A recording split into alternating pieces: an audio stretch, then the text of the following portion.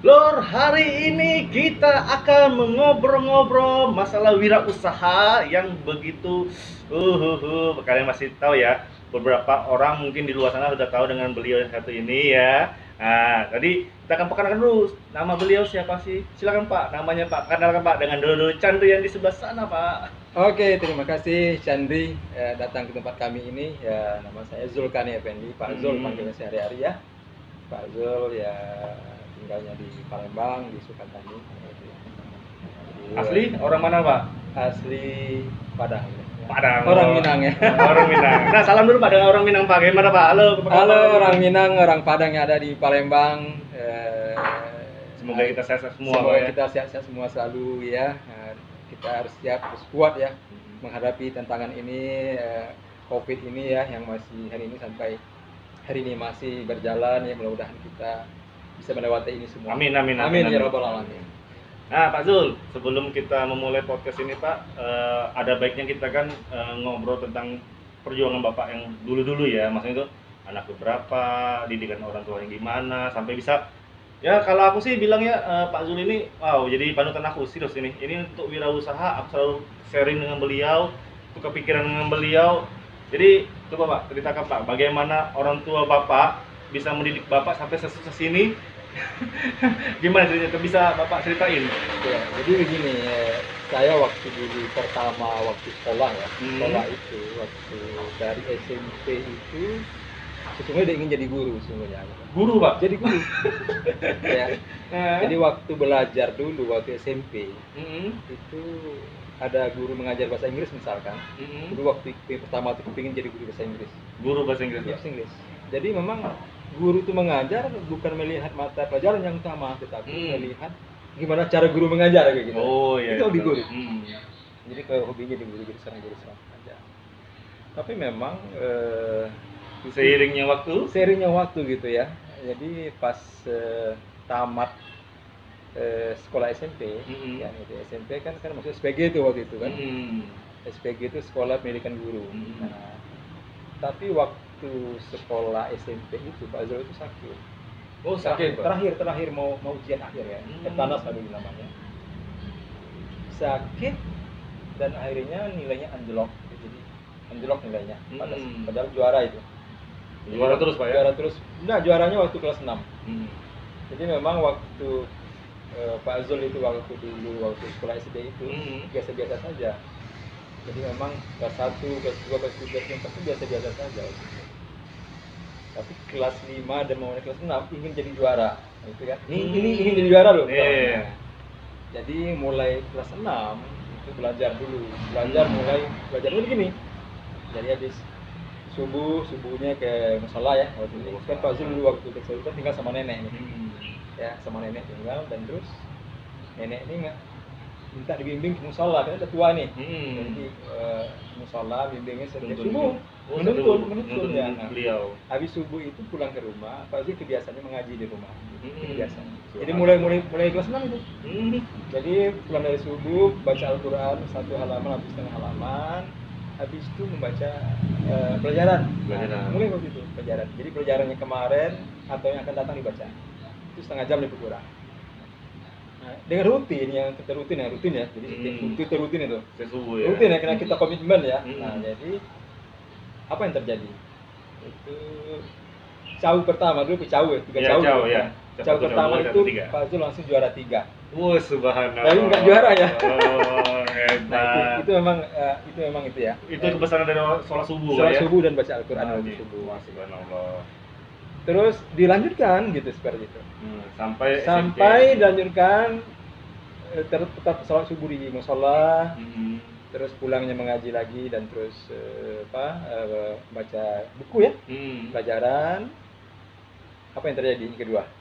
Cawu 2-nya juara 2. Wow. Kan di kelas 6 nih, ya. Terus dilanjutkan dengan semangat nih. Kan pernah juara kan Pak Zul kan. Seneng ya Pak, bangga gitu kan. Dan terus belajar terus sholat subuh di musola dan terus baca Al-Qur'an dan membaca buku lagi. Iya. Di kelulusan nih. Apa yang terjadi? Juara umum 3 SD. Wow. Ya, bukan juara umum. Jadi waktu itu kan SD-nya 3 ya, 3 itu digabung gitu, Iya. gitu ya. Dia adu lah Pak ya. Diadu. Dia Nah, adu. memang saat 3 SD itu satu tempat ujian waktu itu. Oh, satu tempat ujian. Ya, jadi di ranking siapa yang juara, kita juara umum. Oh, Jadi wah. juara 1 di 3 SD. Tapi sebelum ngobrol tentang pendidikan Bapak, kalau boleh tahu Pak, yang Bapaknya anak keberapa? Dari berapa saudara Pak? Yang pertama. Pertama dari berapa saudara? Dari 9 bersaudara. 90 saudara. Wow. Luar biasa. Wajar kalau punya partner yang luar biasa. Terus ini jadi guru kan? Nah. Jadi masuk SMP ingin jadi guru. Nah, itulah yang tadi sampaikan bahwasanya Fazul nggak bisa masuk SPG karena ingin jadi guru kan? Iya. Tapi yang kita inginkan ya, ingin jadi seorang guru, jadi pengajar itu, jadi Allah nggak kasih langsung gitu ya. Jadi dikasih jalan dulu, dikasih diuji dulu nih. Jadi kayak mencatur di sini dulu, ke sini dulu. Nah, jadi Fazul waktu itu masuk SMA jadinya kan? Kan karena mau masuk SPG swasta, negeri kan bisa nilainya drop tuh. Waktu itu kan sakit tadi di SMP. Nah, padahal dari kelas 1 SMP sampai kelas 3 itu juara satu terus ya. Malah karena juara umum juga. Gara-gara terakhir ujian tadi Pak ya. Tadi kena sakit aman dan dioperasi. Nah, gitu ya. Akhirnya tidak jadi masuk SPG. Karena negeri mau masuk SPG swasta. Tapi karena Bapak ekonomi orang tua tidak mendukung di swasta. Kalau boleh tahu Pak, ekonomi keluarga Bapak sebagai apa Bapak? Kalau Bapak dari ayah Bapak? Ya, tani. Tani. Kalau ibu rumah tangga? Rumah tangga. Seperti itu, Chan. Jadi begitu, menarik sih. Menarik banget gitu. Kalau kupas saya menangis. Nah, jadi karena tidak bisa masuk ke SPG, swasta, akhirnya Pak Zul masuk SMA negeri di kampung. SMA biasa SMA umum negeri di kampung. Ambil jurusan fisika waktu itu, tapi masih ingin jadi guru. Ini yang ibaratnya ingin jadi guru ya. Gitu. Keinginan itu masih kuat jadi ya? guru. Nah, jadi waktu SMA juga sama. Jadi guru ngajar, Pak Zul lihat guru itu ngajar. Yang pertama bukan materi mengajarnya, tapi cara mengajarnya dilihat. Jadi begini menghayal nih. Kalau nanti saya di guru seperti ini, kira-kira tekniknya, strateginya, nampak siswanya begini-begini. Ini yang diperhatikan gitu. Sudah tamat itu karena jurusan fisika, Pak Zul juga tidak tamat di fisika. Akhirnya lulus tapi nilainya nggak bagus gitu ya. Karena bukan apa ya, keinginan kita Pak. Kayak cita-cita kita itu terhalangi dikarenakan tadi ada sesuatu hal yang di belakang tadi ya. Nah, betul. Jadi itu. Nah, padahal Pak Zul ingin setelah nilainya waktu di SMA itu tidak bisa masuk dulu namanya UMPTN namanya. Iya, UMPTN. Kayak gitu ya. Spen baru. Nah, zaman itu namanya Spen baru namanya. Spen baru, Pak. Spen baru. Itu penerimaan mahasiswa baru. Ya.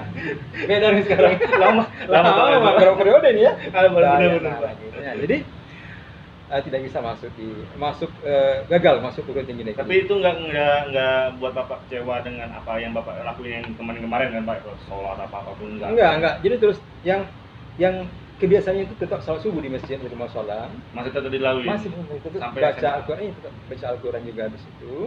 Tapi di SMA itu juga menengah ke atas juga nilai Pak Zul, tapi nggak lulus aja karena nilainya tidak bisa lulus di negeri. Terus gagal. Jadi masuk dulu di IKIP namanya Padang ya. IKIP Padang namanya gitu. Di sana namanya Universitas Negeri UNP nama sekarang. UNP, ya, Universitas Negeri Padang. Negeri Padang. Itu dulu IKIP Padang. Nah, itu juga gagal gitu ya. Jadi masuk jurusan guru tidak terima gitu. Nggak terima gitu. Jadi memang Allah itu tidak langsung kasih. Kenapa nggak terima Pak jadi guru? Kenapa itu? Nah itu. Jadi memang kalau kita ingin sesuatu itu Allah tidak akan kasih langsung. Diuji dulu, ada langkah-langkah harus ada yang kita lewati dulu. Jadi memang apa yang kita minta tidak langsung dikasih oleh Allah. Kita diuji dulu. Jadi kamu ini mau apa sih? Tidak gampang Allah kasih, tidak. Nah, tapi memang diuji dulu dengan cara lika-likunya, jalan-jalannya gitu. Sanggup lagi, ingin nggak sih kita bersemangat, tidak putus asa di situ. Nah, jadi pasti tidak putus asa. Terus juga itu disupport dengan orang tua juga Pak ya. Orang tua support terus ya Pak ya. Sampai dia mungkin bantuin lebih keras lagi mungkin orang tua untuk Pak Zul ya. Jadi gini menarik, waktu itu Pak Zul mau kuliah itu, ini sedikit maaf ya, kalau keluarga juga kan. Jadi Pak Zul minta, aku ini mau kuliah. Kita ekonomi orang tua kan tani ya. Dia orang tua kan diam aja semuanya kan. Tapi kalau kami di Padang itu yang punya andil juga paman ya, adik ibu, kakak ibu punya andil juga di sini. Andil juga Pak. Andil di Minang. Ngambil keputusan gitu. Gitu ya. Kekurangan kan. Jadi itu juga andil. Jadi datang ke satu paman dari kakak dari ibu nanya, aku ini mau kuliah di Padang kota gitu. Dia ngomong apa? Mungkin nguji dia. duit dari mana katanya, mau kuliah kan. Oh, Dia langsung iya. dipatahkan, tapi dipatahkannya bukan dia nguji kali. Iya. Nggak, aku mau nekat gitu, mau kuliah di kota, mau kos di kota. Nah terus ya sudah kalau gitu, begini, nanti kalau aku misalkan hanya bisa 1 semester kuliah, nggak ada uang, ya stop, nggak apa-apa, tapi udah pernah kuliah. Nah gitu. Oh iya. Nah seperti itu, memang nekat ya. Iya. Nekat. Itu terus nekat. Ditantang gitu. Ditantang ya, ya tantang. Kalau 2 semester nggak ada uang, stop ya. Drop out. Drop out, tapi udah pernah kuliah. Benar kuliah. Benar. Apa yang terjadi? Jadi kuliah di Padang waktu kos, karena Pak Zul juga bisa ngajar dikit, ngaji dikit-dikit, karena juga dekat masjid lagi. Nah jadi tinggal kos dekat masjid lagi nih, dekat musola. Kalau Pak Zul sering ke masjid, ke musola, ada di situ tetangga kos Pak Zul itu punya anak, punya anak SD waktu itu, sekarang dokter deh. Subhanallah. Sekarang ya, itu minta diajarin ngaji, jadi privat. Jadi Jadi Pak Zul privat sambil aja. kuliah dulu di kos itu ngajak privat tetangga-tetangga di sana. Kebetulan orang kaya, jadi Pak Zul dikasihnya uang, nggak ada tarif, nggak ada, cuman Seikhlasnya, Pak, ya? seikhlasnya saya dikasihnya. Ternyata ikhlasnya melebihi.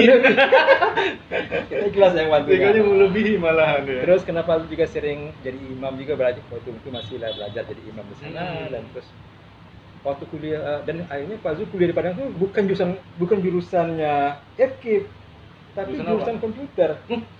Ini jadi memang ada kakak sepupu Pak Zul menyampaikan waktu Pak Zul gagal di masuk IKIP itu, ya sudah, sekarang eranya komputerisasi. Ambillah namanya AMIK. Oh, Amit ya. AMIK IPTK Padang nama itu. Akademi Manajemen Informatika dan Komputer. Nah, di situ. Gitu. Oke, siap. Jadi padahal enggak ada minat juga, karena mau jadi guru juga kan. Tapi kok Allah belum kasih jalan kayak guru ya gitu. Masih nanya kan gitu. Paling jadi guru. AMIK itu kan komputer perkantoran kan. Betul. Jadi kebetulan Pak Azul sebelum tamat sudah bekerja. Oh, sebelum ya, tamat bekerja udah di perusahaan komputer. Nah, yang aneh lagi bagi kebiasaan Pak Azul waktu itu, waktu di Padang kuliah itu, Pak Azul itu jadi salesman. Salesman. Nah, itu muncul juga bisnis ini kan, gitu. Jadi salesman. Jadi waktu di Padang itu, di waktu kos ini, di Pak Azul kan, ini satu beda ya. Pak Azul itu berbeda dengan kawan yang lain. Pak Azul sering pakai span dasar gitu. Span dasar kuliah, dan terus pakai baju kemeja, baju pendek atau yang panjang lengan ya. Gitu. Kalau kawan kan pakai letris, pakai baju oblong macam ya. Pak Azul beda memang, beda memang yang lain. Terus, jadi carilah lowongan kerja di koran ya.